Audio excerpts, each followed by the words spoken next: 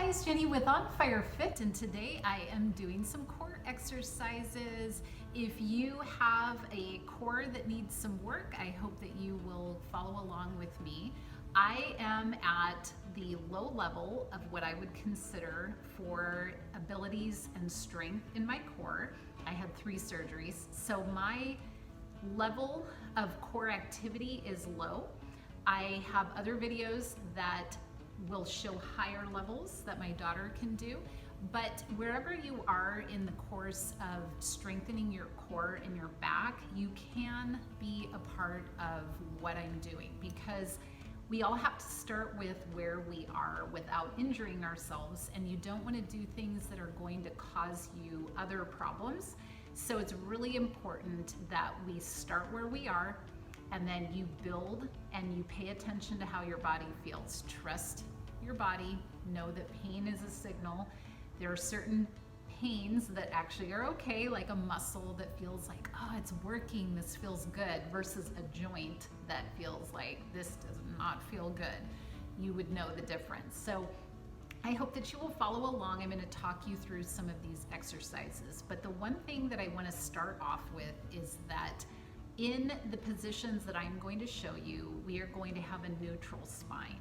And so I'm going to kind of show you what the difference is between the different tilts of your pelvis and why that matters. So just watch that part and then we will get into the exercise. So the posture you want is not with your back arched, and it is not with your pelvis tilted way under. You want it neutral, right like that. So you keep your back in a neutral spine during the exercise. You want to feel like you are pushing that lower back down flat in the floor, and that is your neutral spine. So you're going to start off in just doing some upper body.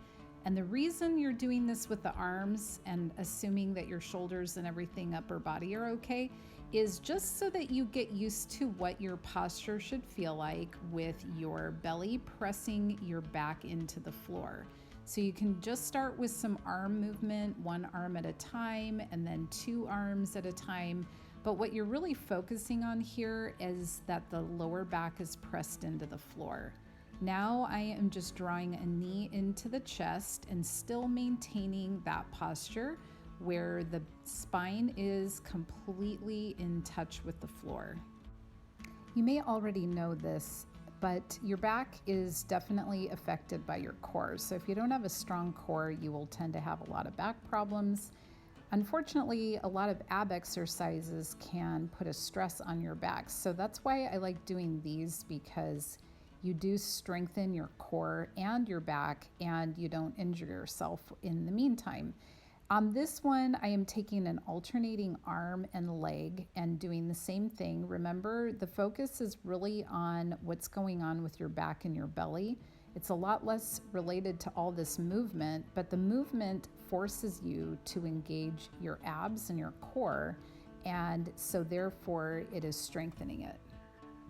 And this is just some repeaters, so I'm just taking the same leg and the opposite arm repeatedly over and over, and you can do as many as you feel confident with and as many as you're able to while you still keep that back posture good. Here I'm just sort of tapping one knee in, again paying attention to the lower back. I know I sound like a broken record, but it's easy to forget because there's other things going on.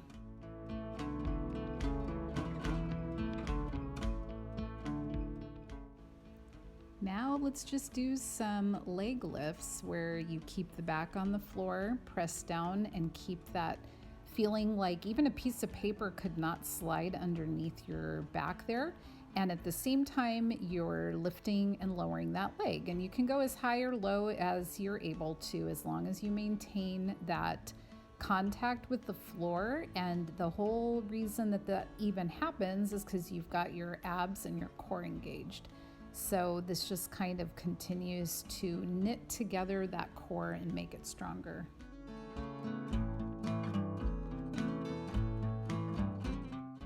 Now let's bring the knee into the chest and extend it out and just do repeaters on that. Do as many as you can where you have good posture. And you can definitely slow it down too if you want, but obviously the main idea here is not to stress out your back. So if you feel like you can't do it anymore with the good posture, then just take a break.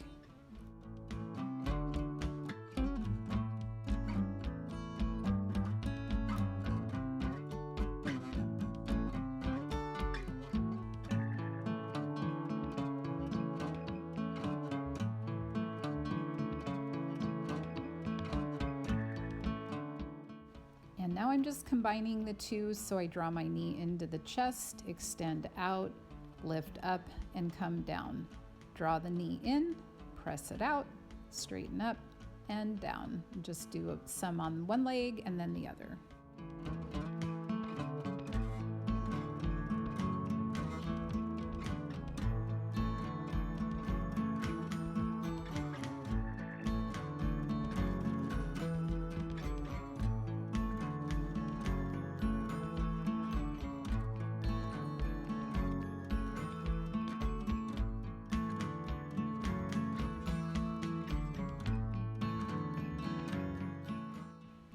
This one I call toe dips, and you keep that back pressed into the floor and just dip your toe down.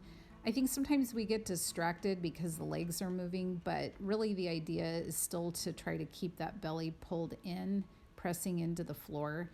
And so the legs are just moving. You don't have to necessarily touch the floor, but it just helps you to have to work a little harder.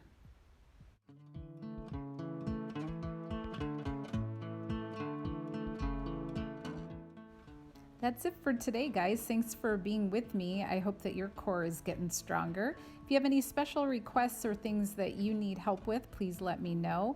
And until then, I hope that your cores are on fire.